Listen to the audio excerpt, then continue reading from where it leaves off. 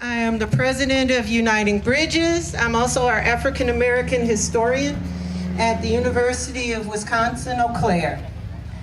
And I am here to introduce Representative Jody Emerson, our superstar in the legislature, and my good friend, and she is our Master of Ceremonies for today. Thank you so much, Christine. Next, I would like to have our county board chair come up, and we've got a couple proclamations that we're going to be reading. We're going to start with Chairman Nick Smyer reading the Eau Claire County proclamation, and then he also is going to move into one of our awards as well. Go for it.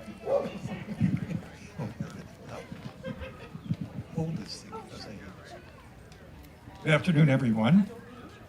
This is a proclamation proclaiming Saturday, June the 19th, 2021 as Juneteenth Day in Eau Claire County.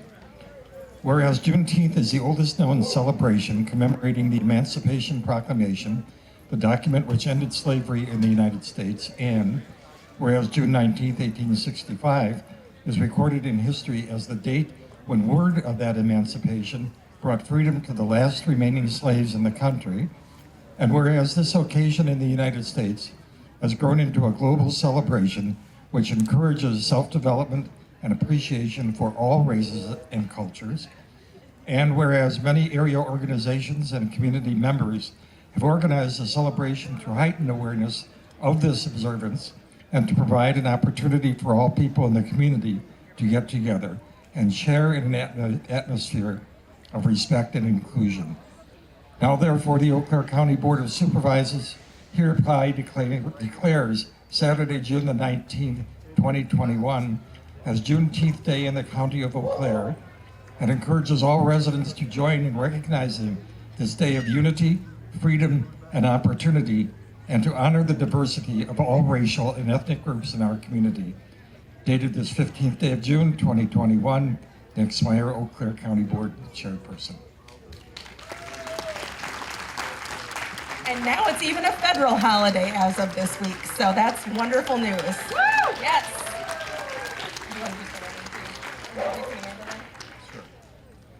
I have the honor of calling to the microphone Amanda Cooper from United Healthcare, who is receiving the award from Uniting Bridges and Volume 1 for diversity. Amanda, where are you?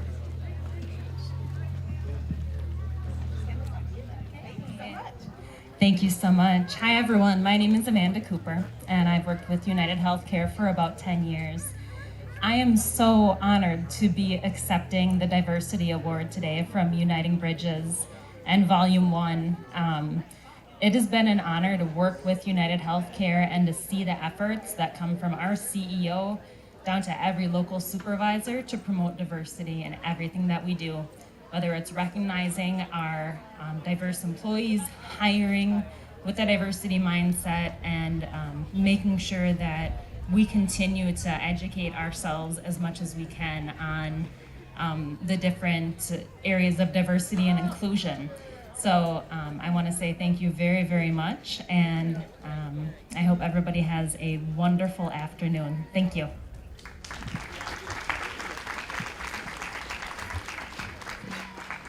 So the awards are on their way. I know you have to leave, so we will deliver them to you. So I'm going to hand this back to Jody and get us started.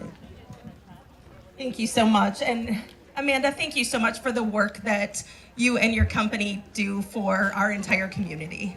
So next, I would like to bring up Eau Claire City Council President Terry Weld to read our city proclamation.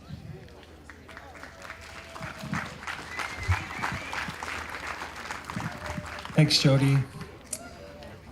Again, good afternoon, and I'm honored to be here with all of you to celebrate Juneteenth, both as a family and as a community. I want to thank Dr. Ducksworth-Lawton for all of her work, and also Uniting Bridges, and everyone else that's been a sponsor or an organizer of this event. And great to see so many people each year grow and grow and grow, and certainly a positive message to our community.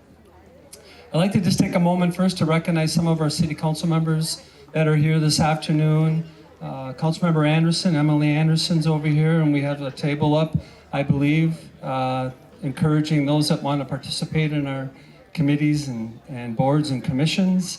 Councilmember Joe Christofferson is also over there. Councilmember Jeremy Gregert is here, back over there.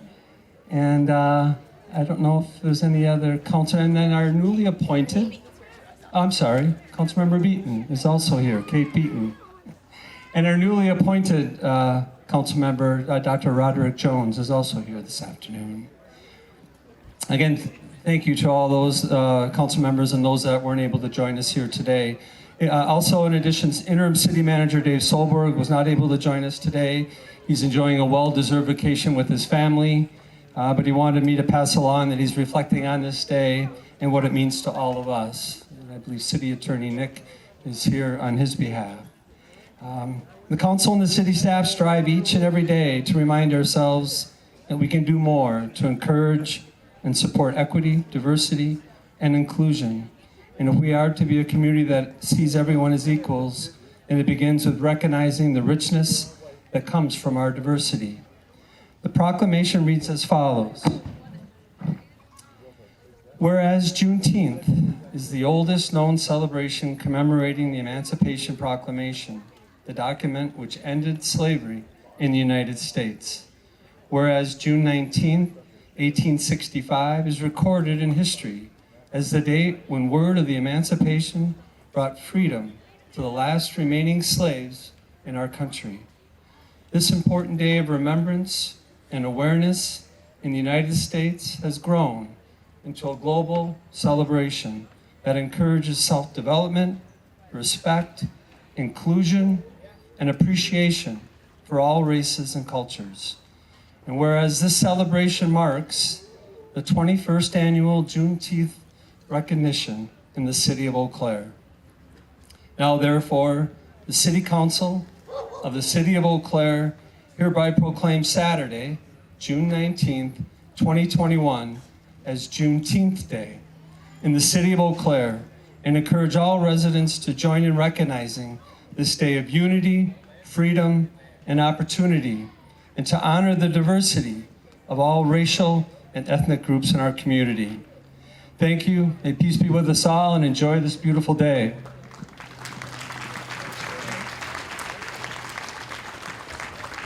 Thanks so much, Terry, for those great words. And you know, I really was reflecting when he was talking about this, the celebration that we have here. And I just have to say, it's so great to have us all physically back in one space. Last year was a wonderful year of a day-long online program, and I learned so much from that. But boy, it's good to see all you guys and be able to hug friends and be together as a community again. So next, I would like to have Mayor Brendan Pratt from the city of Altoona come up and read the Altoona Proclamation.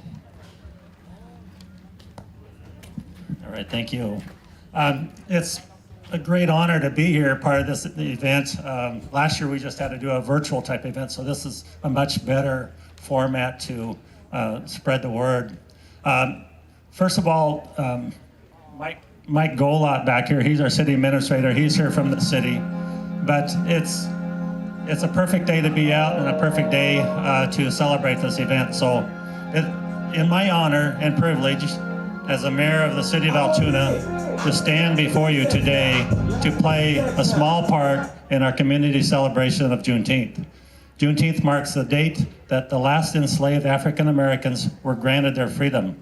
On that day in 1865, Union General Gordon Granger arrived in Galveston, Texas to deliver the General Order Number 3, officially ending slavery more than 2 years after President Lincoln issued the Emancipation Proclamation and 2 months after President Lincoln was assassinated. While there has been a lot of work done for racial equality since then, including Brown versus Board of Education, the Civil Rights Act, affirmative action, and the election of our first Black president, what the last year has made profoundly evident is that there is still enormous amount of work ahead of us to make everyone feel equal, welcome in our community. While the murders of George Floyd, Breonna Taylor, and others are obvious examples of the racism that persists in our country, there are more or less obvious but equally destructive examples of racism that happens every day right here at home. People of color being suspected of criminal behavior for no other reason than the color of their skin or the way they dress, racist graffiti in our parks, hateful comments on local news stories, exclusion of people of color from leadership positions, people purposely avoiding contact with or ignoring people of color being treated a certain way or being prejudged based on their stereotypes, and allegations that people of color are not true Americans. These are just a few examples, and while some of these actions can be quite subtle, they take their cumulative toll on our community and play a critical role in defining who we are. These actions are harmful to the mental health, self-esteem, and standard of living of people of color and serve a significant barrier to making our community a welcoming place for all. And it seems that these actions have recently become more persistent and accepted or tolerated by many.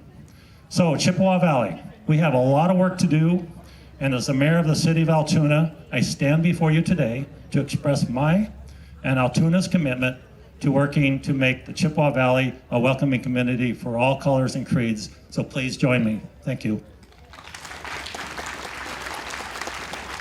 Thank you very much, Mayor Pratt. Next, I would like to have Deputy Chief Chad Hoyard from the Eau Claire Police Department come up and share a few words with us. Thanks, Joe. Good afternoon.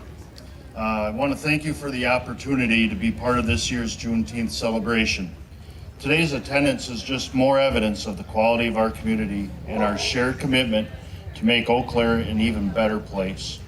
Today is about celebrating the promise of peace and freedom in our country. The men and women of the Eau Claire Police Department stand as partners ensuring these principles. I'd like to share with you some of the things we are committed to in an effort to make Eau Claire a safe and welcoming community. Our commitment to be a community-oriented policing agency. This starts with hiring police officers who have shared values of integrity, compassion, human dignity, and transparency. Officers engaging in neighborhood meetings and partnering with all members of the community to identify concerns and problems. Our commitment on ongoing efforts in training and education, specific training on ways to de-escalate situations, but then take this education a step further and incorporate scenario-based training to share these skills.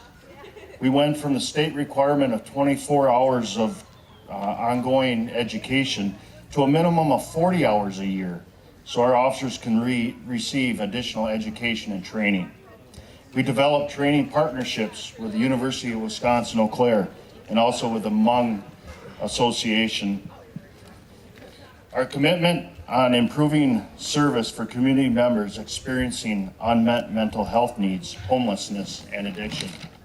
We recently created a co-response coordinator position that will assist in connecting these individuals to needed services with the goal of improving lives and reduce the impact of mental health needs shared by all.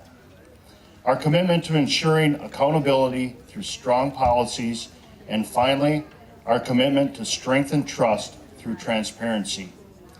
The Eau Claire Police Department is humbled by the level of community support and engagement. Our continued partnerships will help fulfill the promise of peace and freedom we each strive for. We are committed and look forward to the additional work that lies ahead. Enjoy this beautiful day as we celebrate this national holiday with one another. Thank you. Thank you, Chad. And I just want to really thank Eau Claire Police Department for all that they've done. I've worked with them for many years before I was elected, and they've always been a very open department, open to questions, open to working with community groups. And recently, both the Senate and the Assembly have gone through some policing bills. And it was really, really great for me to look at this. I'm on the Criminal Justice Committee, and so we really dug into them and talked to either Deputy Chief Hoyard or Chief Rokas and asked, like, how is this going to affect our department here in Eau Claire? And the answer was, our standards are far and above what there is. So you guys are a model for their state, and I'm proud to call you guys home, so thank you. Next, I would like to bring up Nevaeh Lambert.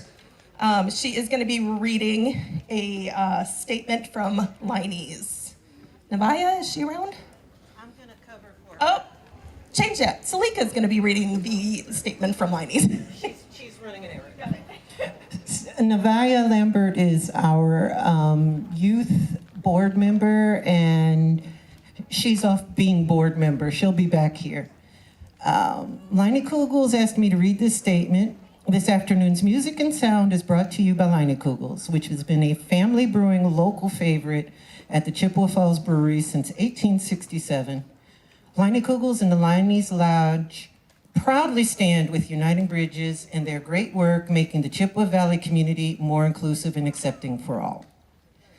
I also want to point out we have a local one of our own. Dr. Roderick Jones, please stand up. Only the second Black person on City Council.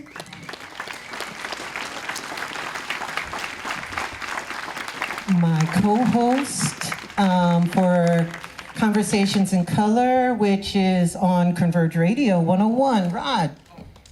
Let them see you. And far more eloquent than I tend to be the one who laps into Southern and starts asking people if they're smoking crack. Rod is the one who stays elegant and intelligent and in control. Wow, she put me on the spot. Well, thank you all for participating in today's event. It is indeed a vainglorious day. There's a lot of history associated, obviously, with this day. And I'm proud to be associated with it as well. I look forward in the position as City Council member at large to work on behalf of all of you. I know that the work that this council does is not for the faint of heart. If you listen to my presentation, I said that, right? So there's a lot of work to be done, and I'm here to serve you all. And so just know that if you ever need anything, please feel free to contact me once I get my official email up at the City Council, and I look forward to seeing each and every one of you as time ensues. Thank you.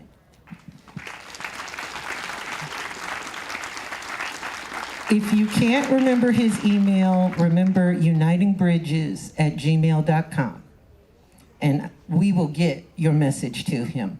As a member of our family, we are very proud to see him on City Council. And I want to encourage other people to look at the Uniting Bridges Facebook group and the United Bridges Facebook page, because there are multiple City Council positions that are open. I shouldn't say council, but they're on the boards for the city, like Parks and Rec and Bridges, etc. I'm on the Eau Claire Police and Fire.